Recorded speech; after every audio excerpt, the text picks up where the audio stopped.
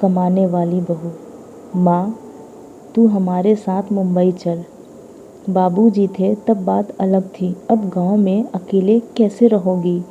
बेटा सुबोध ने कहा, मैं सोच में पड़ गया हूँ। दिल का दौरा आने से पति की अचानक मृत्यु हो गई थी। मैंने खुद को समझाने की बहुत कोशिश की, लेकिन 13वीं के बाद सब लोग चले गए। बेटा सुबोध और बहू शेफाली दोनों इंजीनियर थे। एक सहेली ने कहा कि कमाने वाली बहू को विधवा माँ की कोई चिंता नहीं होती।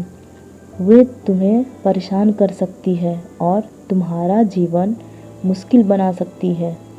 जिंदा रहते हुए बाबूजी ने अपनी सारी प्रॉपर्टी बेटे के नाम कर दी थी, जिससे बेटा और बहू मकान बेच सकते हैं और पैसे ले सकते हैं।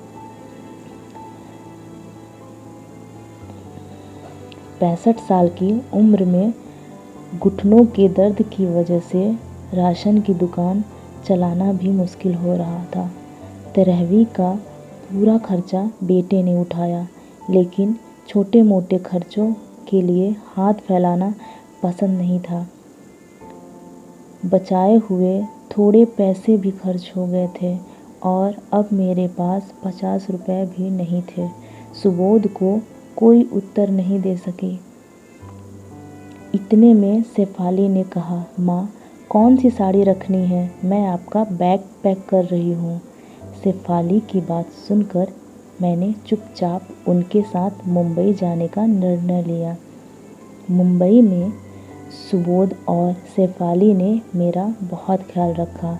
हम सब मिलकर खाना खाते थे और बाहर घूमते थे। शेफाली और सुबोध ने मुझे खुश रखने का पूरा प्रयास किया।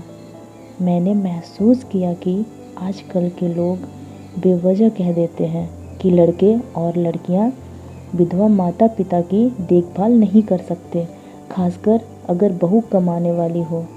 लेकिन मैंने देखा कि हर बहू एक जैसी नहीं होती। एक दिन हम सब मॉल गए। वहाँ घूमते समय सुबोध और शेफाली एक दुकान पर कुछ खरीदने के लिए रुके। मैं और आर्यन थोड़े आगे गए। आइसक्रीम की दुकान देखकर आर्यन ने कहा, दादी, मुझे आइसक्रीम चाहिए।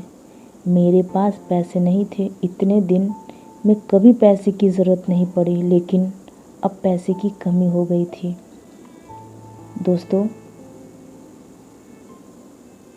कहानी पसंद आई हो तो एक लाइक और अपने दोस्तों से शेयर करना मत भूलना।